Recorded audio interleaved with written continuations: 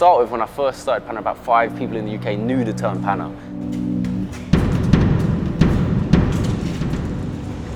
When I was younger, okay, you're not going to be a pro footballer, you can't work in football. You know, I went to uni, I was doing other things, but Panna proved to me that if you've got a passion, you can make that your career. I think the most followed person in my area had like 3,000 followers when I was younger, and I got to about 4,000 in just over a week. I think I'd got to about 50,000 followers by the time I was at uni. The next year was about 100K, then 200K. It doubled about each year, 400K, now I'm on about 600 on Instagram alone.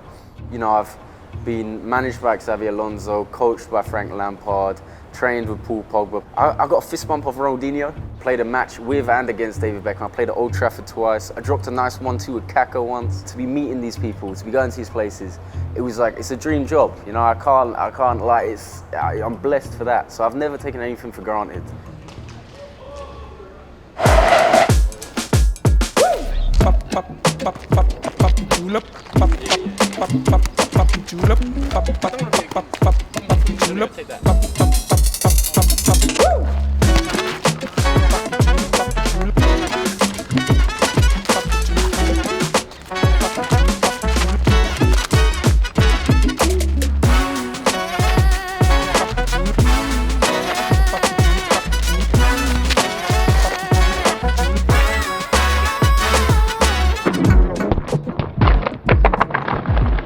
I'm not going to say I thought I was invincible.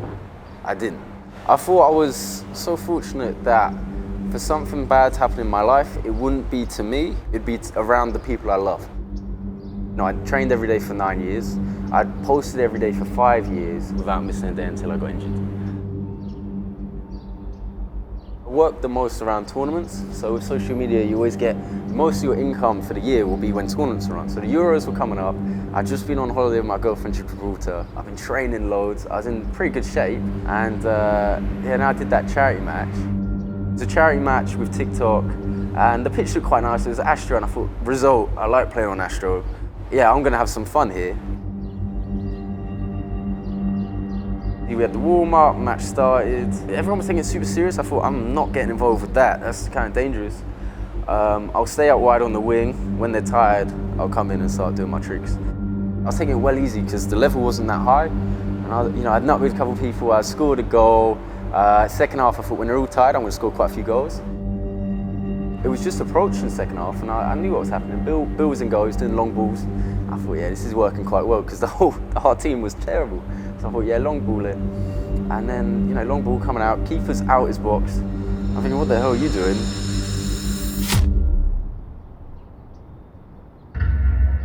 Next thing you know, I'm on the floor, and I'm looking, and I'm like, okay, I can't breathe. There's not a pain necessarily, it's just it comes over me like, I'm dying. So can you call an ambulance? Call an ambulance. Nah, it's not serious enough, ambulance won't take you. Okay, I'm getting a taxi. Get straight in a taxi, hour-and-a-half drive. I call my mum, because whenever something bad happens, I call my mum. I say, look, it's not that bad. I got a collision, I'm just going to hospital. Next thing you know, I pass out in the waiting room. I wake up, I'm on a bed, I'm going down the halls, everyone's going, emergency, emergency. I'm there on the bed thinking, all right? And everyone's looking dead solemn around me, like scared. I wake up again, I'm in the room, bright light above me. They say, hey, we need to give you some anesthetic. 10, 9, 8, 7, 6. I'm looking at them. 5, 4, 3, 2, 1. Why about like 7 there looking at each other? And I'm looking at them and they're going like, listen, just relax, 6, just relax 5, 6, 4. I hear next man over here, he says, yo, that's enough to take down a horse. And I'm still there, 3, 2, 1, 0. And they were like, just relax, I'm relaxing. Next thing you know, I don't remember anything.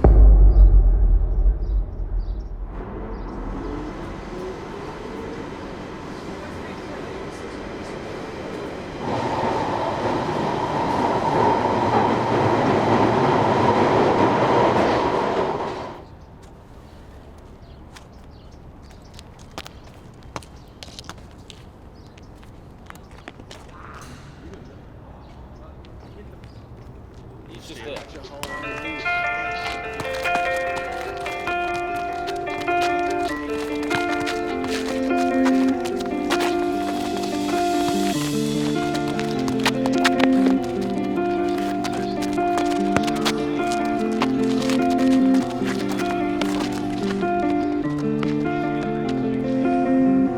No one knows how I'm still alive. Please, don't grow your beard to ever look like that. If you get stabbed in your liver, in your organ, if you take a liver and you stab it, that could be a grade 2 laceration. If you shoot it, that could be a grade 3. Mine was a grade 4 or 5. It explained to me like if you took your liver out, you laid it on the floor and you hit it with a hammer and it exploded. That's what happened to my liver on impact. Someone I know, he had a grade 3 laceration. He bled out within 3 hours. I was seen to in 6 hours and I was still alive. That doesn't make any sense from the blood I was losing.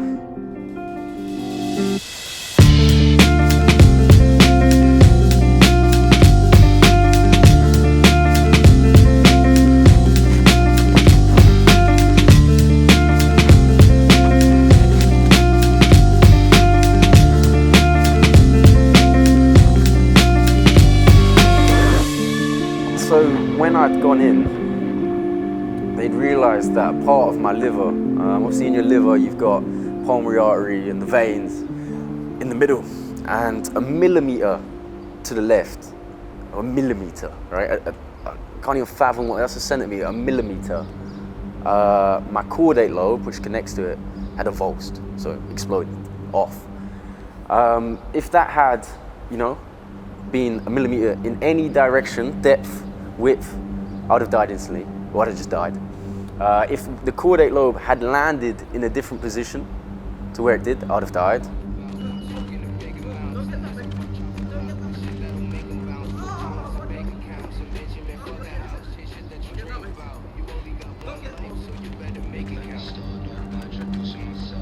So I've been induced into a coma, and they packaged my liver up. So they cut me open, and they put paper in. Well, this kind of, they try to take the blood out, try to heal it up, stop the scars. And they take me to King's Camberwell, where one of the best liver surgeons in Europe is. And he opens me up, and my caudate lobe had attached itself somehow. I came out of the first coma, and I was doing well, I was pretty responsive. Then, basically, I had a bad infection in my lungs. And I was saying to nurses that I couldn't breathe. And they were like, yeah, you can, your oxygen's 100. No, I can't breathe. And then after some deterioration, I went unresponsive. They punched holes between my ribs to remove the fluid. There was 500 ml from each lung. But categorically, once I came around a bit more, once I got off the intubation, once my lungs worked for themselves, once they turned my digestive system back on, by this point, I've been in hospital so long that it took 3 people to move me in a bed. I couldn't sit up, I couldn't move my arms. I'd gone through terrible psychosis. I had very, very violent hallucinations, which seemed very real. It was when categorically a doctor said, he said to me, he said, Jack, anyone else on that pitch, they'd be dead. He didn't know who was playing. He didn't know it was a charity match. He said, anyone else would be dead. I'm thinking, why me? It wasn't necessarily why me, why did I survive? But it was the fact that I did survive. It was almost a logical impossibility. Everyone else would have died, regardless of who they were. And yes, of course it helped that I trained every day for 9 years, that I sleep, that I don't drink, that I don't smoke, that I have asthma, but when I went in there, I had 100% blood oxygen levels, that I made the decision not to sit there, that I knew my body, that I got the taxi, that I paid £150 to get there, that when I did get there, I made sure I got seen, that I was helped by my girlfriend, she made sure I got seen, that when I was there, I didn't show weakness, I didn't overreact. I was logical, I told them clearly what I needed, I let them work on me. Then I had amazing people save my life in that hospital in Surrey. Then I got transferred by amazing people to further amazing surgeons. Then, when my body was giving up and filling up, I didn't die again. You know, and then I got through that. And then I came round, and then I dealt with the psychosis, I dealt with the drugs. My body was strong enough to deal with all of this without getting more infections.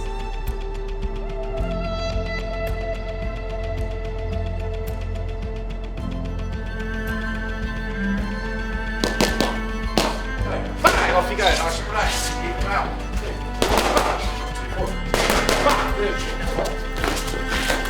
The biggest thing that I learned was the importance of family. When I was in there, you know, you can't sleep, you can't do anything, you're just in this state. And there was times where I would just have this image of my girlfriend on a hill, and I'd see it, and then my family, my mum would walk over, my dad, and everyone, I'd see that. I was like, I just want to be there. I couldn't get there, I couldn't move, but I would see it, and I was thinking, that's what it's for.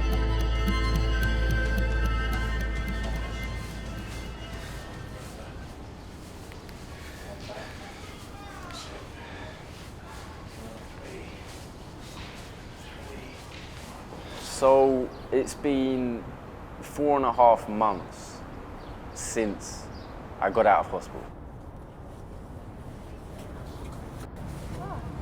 My rehab started very seriously.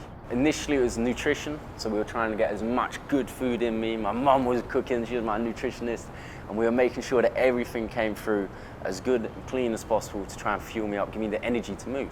Because I had to just sleep all day, to be honest. I was scared to leave the hospital. I was scared to leave my house. I was scared to go on my own. And I had to do that. And there was times where I would go on a walk on my own without anyone knowing, just to do it for myself, just to, okay, yeah, I can do that. I'd got set some great drills and stretches from QR unit and Medi. So I'd sit on the chair, I'd have the cones, and I'd be rolling the ball, and it would be destroying my legs. I'd roll it between the cones, around the cones. All right, that's mad. I lost 15 pints of blood, but there's 8 in your body. Yeah. And then, yeah, grade 5 laceration liver, which is like, grade 2 or 3 is like a stabbing.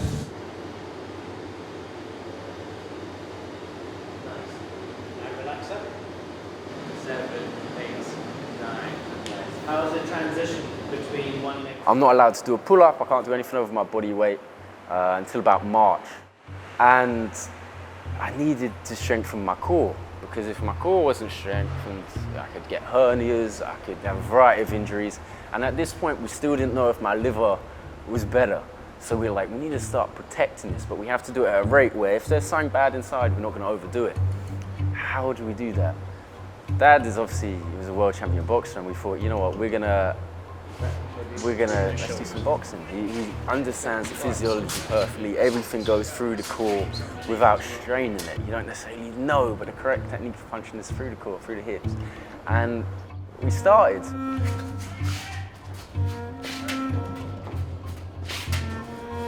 That's good, that's 2 minutes. Go.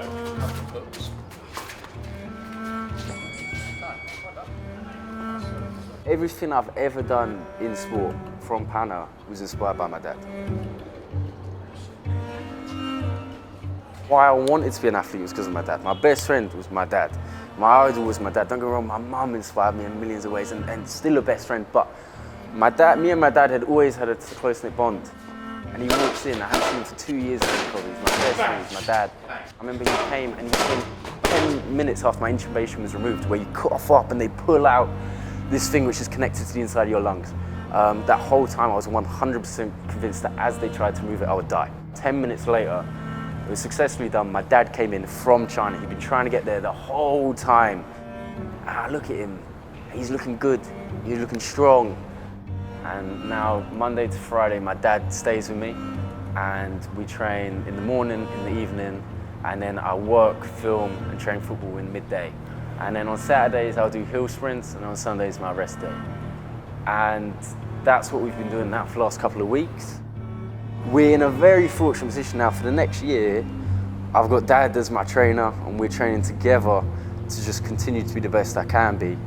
And there's been many, many people, too many to name, that have shown their support to me since the injury. And it's for them that I'm working.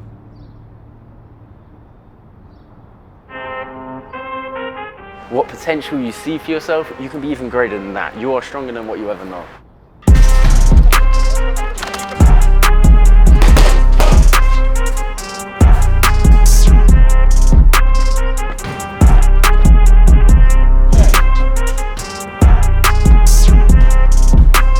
Day to day, right now, we are working. I don't want more views. I don't want more people to care about me. If it was up to me, I would delete social media because I feel like I've given enough. Jonah, I'll let you play again, bro. I didn't have to die, basically, for people to now listen. I want to train, I want to be an athlete, I want to be the best version of myself, and I want to have one night in my life where anyone could look at it and they see me perform on that night as an athlete. And even if they have no idea who I am, they have an idea of the qualities that I have, or the work that I've put in, or the life that I've lived. You take pictures on that bad boy?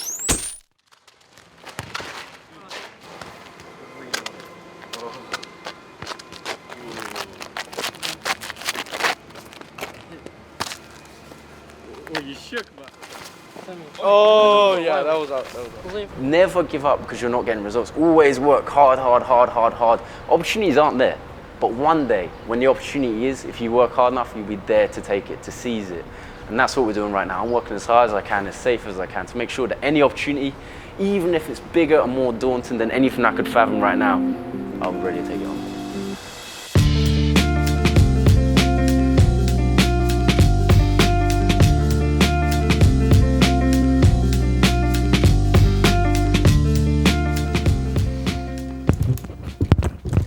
Hello guys, and welcome back to another Curly Top YouTube video. I hope you enjoyed that film with Jack Downer, Street Panna. Honestly, an absolutely incredible individual, someone who's extremely driven, extremely talented, like really clever, intelligent, and also obviously very, very athletic and skilled at what he does. And then obviously to have gone through what he has been through this year, to see him literally performing like nothing had ever happened was just like absolutely incredible. And to see him working literally every day, the guy does not stop. He's training all the time to literally build himself stronger and be even better than he was before his accident. I think that's just something that's just absolutely incredible. And so I'd like to say a massive thank you to him, a massive thank you to his dad, who, you know, obviously allowed us to film him, and the guys that lived with Jack who let me come in and helped out and, you know, just made me feel very welcome.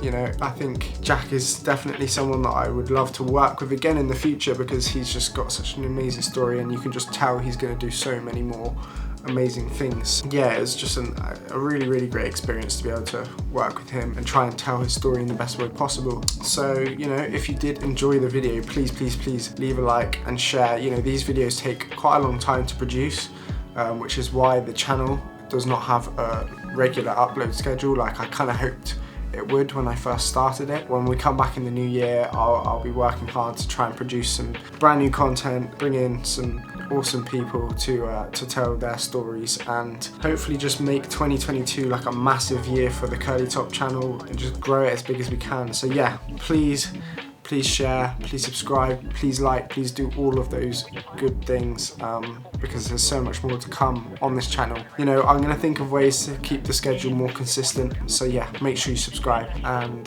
thank you for watching, and I'll see you in the next one.